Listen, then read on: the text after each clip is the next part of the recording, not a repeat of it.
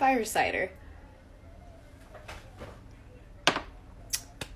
This is a tonic that's really good for the immune system and super easy to make and lots of variations of it. So I do have a full half-gallon jar of it, but since everyone is kind of getting sick and there's viruses going around and everything, I'm going to go ahead and start another half-gallon, and I figured I hadn't made a fire cider video in a while. My first one was, I think, a year and a half ago, almost 2 years ago.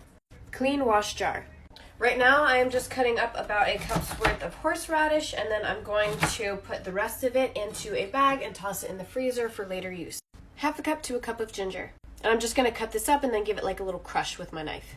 I'm adding in a whole bulb of garlic. And there are so many different ways to make fire cider. This is just the recipe that I use. I've tried out different ways and I tend to like this one best. I am going to go ahead and start adding in my ingredients into my jar. And I like to kind of layer them so you can see the different colors. I roughly chop a whole red onion. Adding in a big bunch of parsley, just kind of rough chopping it up. A lemon, and I'm leaving the peel on. And an orange, and you could also do a grapefruit, but my store didn't have any. A whole yellow onion. The last of my turmeric I grew in the garden. I really love that it's going into my fire cider. Where there's turmeric, there's pepper, so I'm adding peppercorns. Adding in rosemary and thyme from the garden, and also red pepper flakes. Totally forgot jalapenos, but next year I plan on freezing some of my jalapenos and cayennes just for this purpose. Then I get to show you how extra I got with my jar.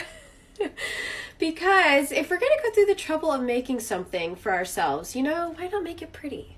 It'll probably all get mixed up once I add in the apple cider vinegar and like mix it around every couple days for a few weeks, but I don't care. Apple cider vinegar, and I'm not making the fire cider in this big 2-gallon beast again, just because I want to be able to use it this summer, and knowing me, I always tend to let things sit. And I also remember that somebody had asked me what my pH ends up being on my apple cider vinegar, so I'm remembering to check. So I'm just gonna do a drop on my strip here and let that sit for just a second. Let's see if you can see. There's that. I would say it's right at the 3. Can you see that? Perfect for a vinegar. Let sit at least 4 weeks.